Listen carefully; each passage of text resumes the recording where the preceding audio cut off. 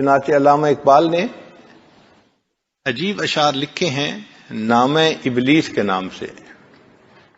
فارسی کے اشعار ہیں. فرماتے ہیں اے خدا وندے ثواب و نا ثواب، اے نیکی اور بدی کے پیدا کرنے والے پروردگار، خیر اور شر یہ دونوں اللہ تعالی نے پیدا فرمائے ہیں.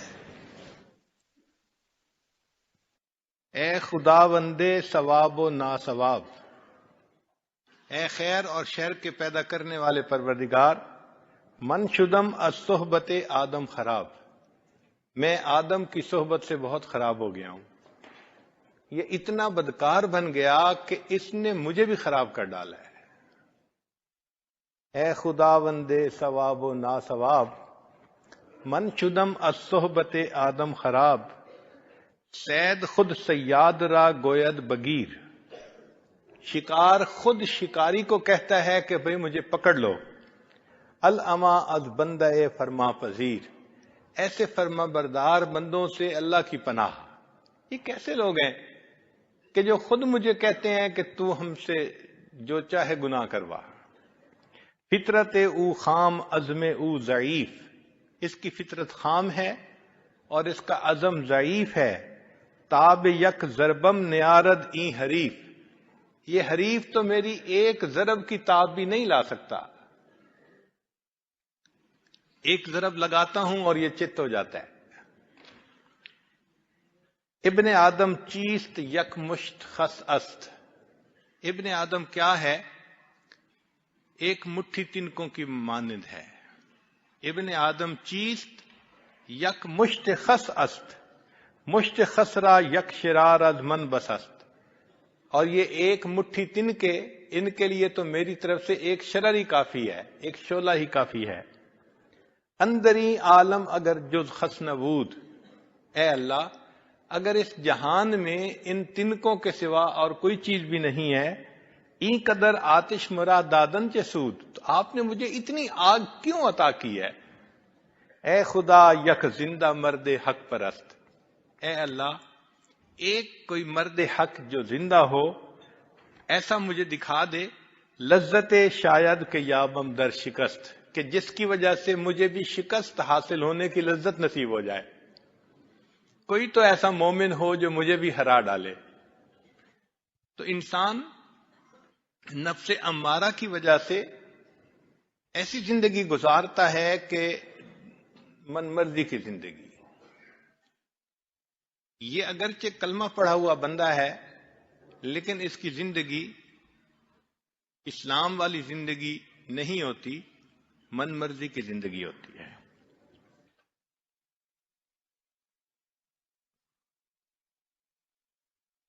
یعلمون ظاہرا من الحیات الدنیا وہم عن الآخرۃ ہم غافلون.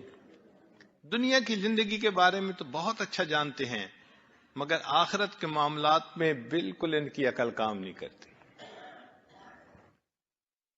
ایسے لوگوں کا مقصود صرف مال کمانا اور دنیا کی اچھی زندگی گزارنا. اس لیے وہ کہتے ہیں میرے مرنے کے بعد میرے بچوں کا کیا بنے گا. کبھی یہ بھی سوچا کہ بچوں کے مرنے کے بعد بچوں کا کیا بنے گا؟ یہ سوچ نہیں آتی کہ بچوں کے مرنے کے بعد ان بچوں کا کیا بنے گا. نہیں، میرے مرنے کے بعد بچوں کا کیا بنے گا. بھئی جو تمہارا پروردگار ہے وہ تمہارے بچوں کا بھی پروردگار ہے، اللہ ان کو رزق دے گا. مگر ان کی زندگی صرف مال کے کمانے تک محدود ہوتی ہے. اس لیے آج کے دور کا ایک بڑا فتنہ کیا ہے؟ یا لیت لنا مثل ما اوتی قارون، اے کاش ہمارے پاس بھی اتنا کچھ ہوتا جتنا قارون کے پاس تھا. انہ لذو حظ عظیم.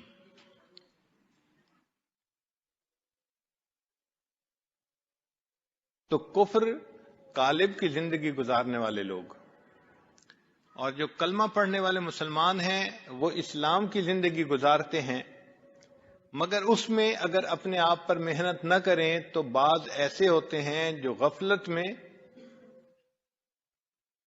بہت ہی زیادہ حیوانی زندگی گزارتے ہیں. مال پیسہ ان کے پاس ہو تو وہ اپنی عیاشیوں میں مشغول ہوتے ہیں، ان کو سکرین کے تماشے دیکھنے کی شوق رہتا ہے، اور اپنی خواہشات کو پورا کرنا ان کا بھی مقصد بنا ہوتا ہے۔ ان کے بارے میں علامہ اقبال کہتے ہیں، وضع میں تم ہو نصارات تو تمدن میں ہنود، وضع میں تم ہو نصارا تو تمدن میں ہنود، یہ مسلمان ہیں جنہیں دیکھ کے شرمائیں یہود۔ کہ نام کے مسلمان ہوتے ہیں مگر ان کی باتیں، ان کا لباس، ان کا اٹھنا بیٹھنا، وہ سارا کا سارا کفر کی معنی ہوتا ہے۔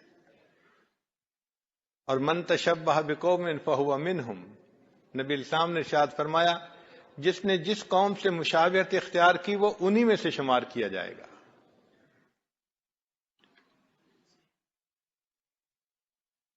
یہ نفس امارہ والے لوگ ہیں جنہوں نے اپنے نفس سے محنت نہیں کی ہوتی، بلکہ وہ اپنے نفس کی چاہتوں کو پورا کرنے میں صبح و شام لگے ہوئے ہوتے ہیں۔ یوں تو سید بھی ہو، مرزا بھی ہو، افغان بھی ہو، تم سبھی کو چھو بتاؤ تو مسلمان بھی ہو۔ فرقہ بندی ہے کہیں اور کہیں ذاتیں ہیں، کیا زمانے میں پنپنے کی یہی باتیں ہیں؟ تو کہنے کو مسلمان ہوتے ہیں لیکن اگر دیکھو تو آپس میں جھگڑے۔ یہ کتنی عجیب بات ہے، مسجد میں آنے والے، نماز پڑھنے والے، ادھر بھی داڑھی ادھر بھی داڑھی، ادھر بھی ٹوپی ادھر بھی ٹوپی، اور مقدمہ چل رہا ہوتا ہے مسجد کے بارے میں۔ نفس اتنا مضبوط ہوتا ہے کہ وہ اپنی خواہش کو پورا کرنا چاہتا ہے۔ آج جو یہ عدالتیں مقدموں سے بھری پڑی ہیں، یہ اس بات کی نشاندہی کرتی ہیں کہ دل وہ عداوتوں سے بھرے پڑے ہیں۔ جب دل عداوتوں سے بھرتے ہیں تب عدالتیں مقدموں سے بھرتی ہیں۔ بھائی بھائی پہ مقدمہ، پڑوسی پڑوسی کا مقدمہ، اور یوں کہنے کو ہم مسلمان بھی ہیں۔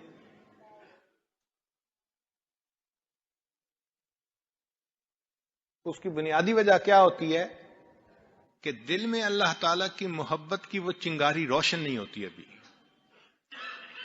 شاعر نے کہا حقیقت خرافات میں کھو گئی، یہ امت روایات میں کھو گئی، لبھاتا ہے دل کو بیان خطیب، مگر لذت شوق سے بے نصیب۔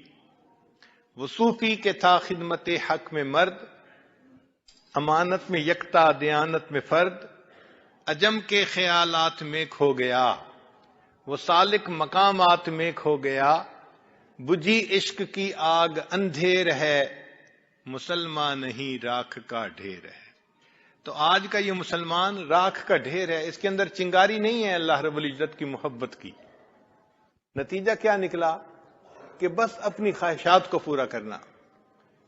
دنیا میں ہم اس طرح جیتے ہیں کہ شاید ہم نے کبھی مرنا ہی نہیں۔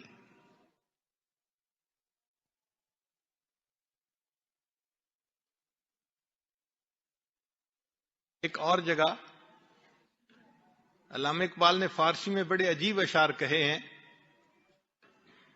فرماتے ہیں عقل تو زنجیری افکار غیر، کہ نام کے مسلمان تیری عقل غیر کے خیالات کی بنی ہوئی زنجیر ہے۔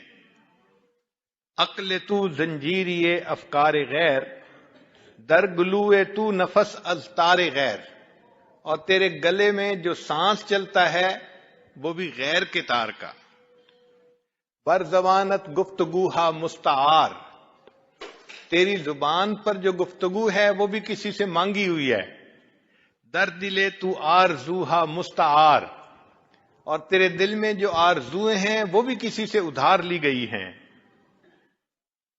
کمریانت را نواہا خواستہ، تیری کمریاں جو نغمے گا رہی ہیں وہ بھی کسی غیر کے ہیں۔ سروہایت را کباہا خواستہ، اور تیرے سراپا نے جو کپڑے پہنے ہوئے ہیں یہ پیرہن بھی کسی غیر کا پہنا ہوا ہے۔ آن نگاہ سر ما زاغ البصر، وہ ہستی کہ جن کی نگاہ ما زاغ البصر تھی کہ کجی کی طرف نہیں جاتی تھی.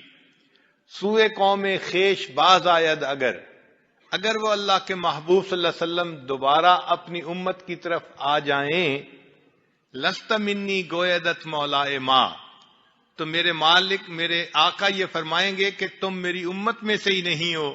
وائے ما اے وائے ما اے وائے ما. تو حالت ایسی ہی ہے کہ نام کے مسلمان، لیکن کام دیکھو تو وہ مسلمانوں والے نظر نہیں آتے، وہ بھی حیوانوں والے ہی ہیں.